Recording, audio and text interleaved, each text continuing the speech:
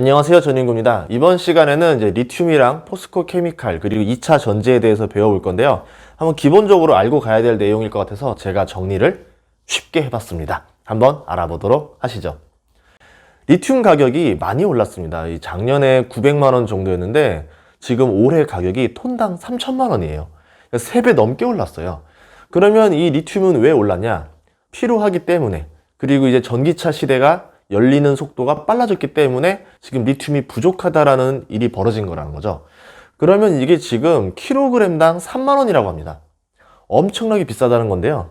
전기차 한 대에는 지금 리튬이 몇 킬로가 들어가냐면 뭐 차에 따라 다르겠지만 40kg에서 80kg이 들어갑니다. 스마트폰에는 5g에서 7g 정도가 들어간다고 하는데 한 중간 값을 매겨서 60kg이 들어간다라고 하면은 전기차 한 대에 들어가는 리튬 단가만 원가로 180만 원이 들어간다는 거죠. 물론 이게 원가로 들어갈 리가 없겠죠. 가공 공정을 거쳐서 더 비싼 가격으로 들어가기 때문에 결국 이 전기차의 핵심은 뭐냐면 이 리튬이라는 거죠. 누가 리튬을 더 싸게, 더 양질의 고품질로 가져올 것이냐가 핵심이 될 수 있다는 겁니다. 전기차 시장 점유율이 1%씩 상승할 때마다 리튬 수요가 연 7만 톤이 증가한다라 그래요. 그러면은 가장 큰 과제는 뭐냐면 이 리튬을 확보하는 게 중요하겠죠. 아무리 내가 기술이 뛰어나도 리튬이 없으면은 전기차 배터리를 만들 수가 없습니다. 리튬의 주요 생산지는 이제 호주와 칠레인데 1위는 호주고 2위는 칠레인데요. 사람들은 그래도 칠레를 더 선호합니다. 왜 그러냐면 칠레에 있는 경우는 이 리튬이 노천 광산이에요. 그냥 캐면 돼요. 그래서 생산 원가가 굉장히 저렴하다.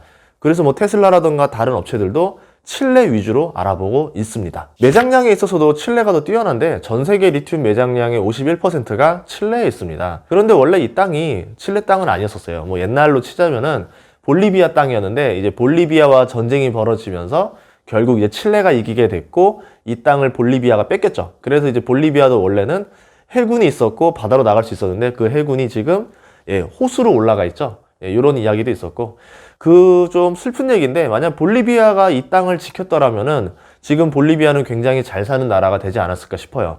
현재 볼리비아는 남미에서 가장 가난한 나라입니다. 최근에 나온 뉴스가 있어요. 이제 포스코가 아르헨티나 소금 호수 옴브레 무에르토라는 곳이 있는데 위치를 보시면 이렇게 되어 있는데요. 여기에서 1350만 톤의 리튬이 매장된 것으로 확인을 했다. 굉장히 공신력이 있는 회사에서 했기 때문에 사실일 거라고 생각을 합니다. 이 농도도 세계 최고 수준으로 아주 고품질의 리튬을 발견했다라고 하는데 이게 원래는 250만 톤인 줄 알았는데 우리가 예상한 것보다 6배가 더 많은 잭팟이 터졌다. 이런 뉴스가 나왔었어요. 이게 현재 시세로 한번 가격을 알아봤더니 제가 계산을 해보니까 한 405조가 나옵니다. 지금 3천만 원 시세로. 그러면 포스코 시가총액이 23조인데 23조짜리 회사가 매장량 400조짜리 리튬을 건졌다. 잭팟이 터진 게 맞겠죠. 이 리튬의 량이 얼마나 대단한 거냐면 전기차 3억 7천만 대를 생산할 수 있는 수준이라고 합니다. 전 세계 자동차 생산량 1위부터 10위까지 나라를 한번 다 합쳐봤었어요. 1년에 몇 대를 생산하나 봤더니 1위부터 10위까지 다 합쳤더니 7,700만 대가 나와요. 뭐 1위부터 10위까지라고 하면은 실질적으로 전 세계 자동차 생산량이랑 맞먹을 거예요.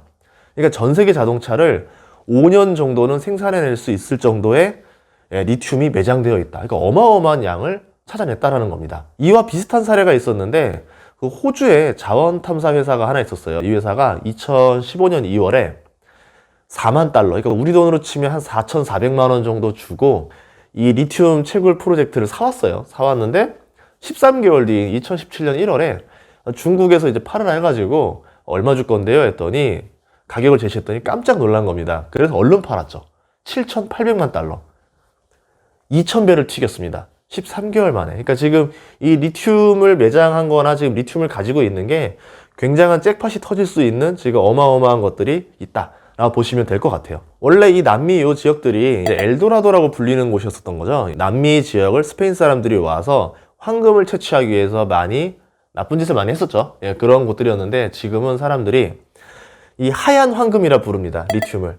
이거를 찾기 위해서 지금 많이 탐사를 하고 있다. 그러면 포스코에 대해서 한번 알아보도록 할게요. 이 포스코는 어떤 말을 했냐면 2030년까지 리튬을 22만 톤, 니켈을 10만 톤을 자체 공급하겠다. 이렇게 말을 했습니다.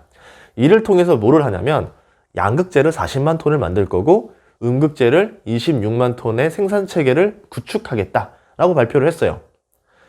포스코가 이걸 왜 만들지? 포스코는 철 만드는 회사 아닌가? 라고 했는데 아까도 말했듯이 포스코는 지금 리튬을 매장량을 발견한 곳이고 실제로 포스코가 리튬 추출 기술을 세계 최초로 개발한 곳입니다. 그럼 양극재, 음극재를 포스코가 생산하느냐? 포스코가 생산하진 않아요. 포스코 아래에 있는 계열사인 포스코 케미칼에서 이거를 생산하고 있습니다. 그러니까 포스코가 아빠가 리튬 많으니까 내가 다 대줄게. 너희들은 이거를 양극재, 음극재로 만들어서 신나게 팔아봐. 라는 계획이 있다라는 거죠. 지금 그럼 2차 전지, 2차 배터리라 불리는 게 이 어떤 충전 원리를 가지고 있느냐? 여러분들 많이 해봤을 거예요. 1차 전지가 있고 2차 전지가 있어요. 1차 전지는 뭐냐면 한 번 쓰고 버려야 되는 일회용 전지. 충전이 안 되죠.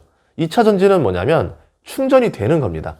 충전지다. 이렇게 보시면 됩니다. 그러면 양극재랑 음극재를 알아볼 건데 이 양극재 같은 경우는 배터리에서 플러스를 만들어내는 소재예요. 포스코 케미칼이 이 양극재를 생산하고 있습니다. 옛날에는 포스코 ESM이라는 회사였는데 이제 합병이 됐어요.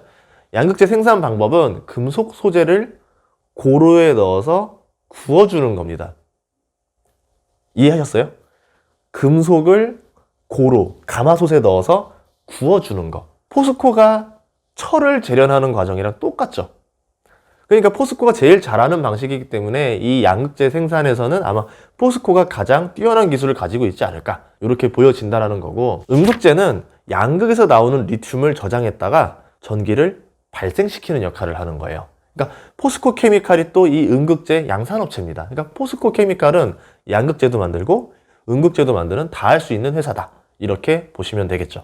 화면에서 보다시피 이 2차 전지는 하나가 아닙니다. 다양한 공정을 거쳐서 만들어지는 건데 원료가 필요하고요. 중간재가 들어가고 소재가 들어가고 이 과정을 거쳐서 2차 전지가 만들어진다. 이렇게 볼 수 있는데 여기서 또 주목해야 되는 거 하나를 번외로 말씀드리자면 니켈이에요. 이 니켈이 운행 거리를 늘리는 데 굉장히 중요한 역할을 합니다.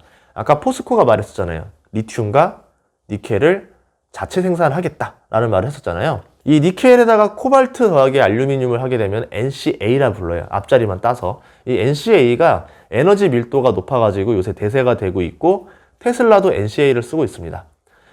점유율 세계 1위는 우리나라 회사는 아니고 일본의 스미모토라는 회사가 있어요. 이 회사가 지금 테슬라에다 납품을 하고 있고 세계 2위는 에코프로비엠이라는 회사가 여기를 꽉 잡고 있습니다. 세계 2위예요.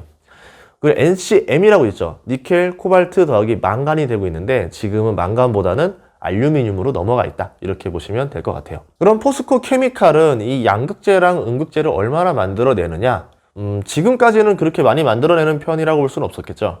2019년 기준으로 19,000톤을 생산하고 있었는데 양극재를 2022년에는 69,000톤, 거의 3배 넘게 생산을 하겠다라고 말을 했고 실제로 이 과정을 하기 위해서 유상증자를 1조 이상 하면서 지금 확충을 늘린다라는 발표가 났었죠.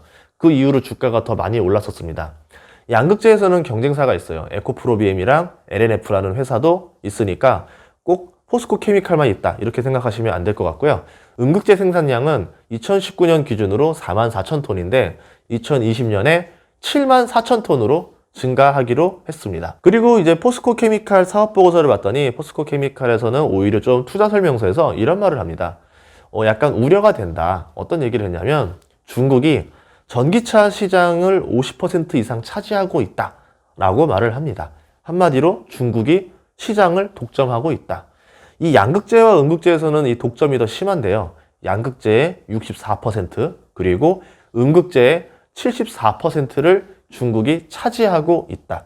한마디로 중국에 의해서 좌지우지되는 시장이 지금 포스코 케미칼이 하고 있는 양극재, 음극재 시장이다. 이렇게 말을 하고 있습니다. 이 상태에서 치킨 게임을 벌이게 되면은 한국 기업은 치명적인 타격을 받을 수 있다. 라고 말을 했었죠. 과거 OCI 사례가 있었어요.